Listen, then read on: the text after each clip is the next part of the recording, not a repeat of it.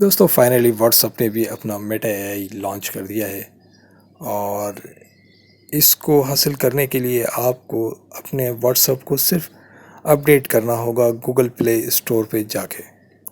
और जब ये व्हाट्सएप आपका अपडेट हो जाएगा तो आपको कॉन्टैक्ट के ऊपर एक छोटा सा लोगो नज़र आएगा जो कि एआई का है। और अगर ये नज़र ना आए तो आपने पहले अपने कॉन्टैक्ट पे चले जाना है या रीस्टार्ट कर लेना अपने व्हाट्सएप को। तो फाइनली आपको ये लोगो नज़र आने लग जाएगा मेटा एआई का और आप इससे कुछ भी कर सकते हैं। और जिन लोगों के पास, जिन दोस्तों के पास ये नहीं आ रहा, शो नहीं हो रहा, तो उदास ना हो।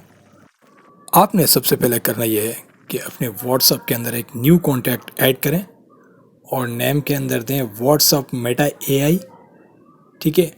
और नंबर के अंदर कंट्री ऐड करें यूनाइटेड स्टेट,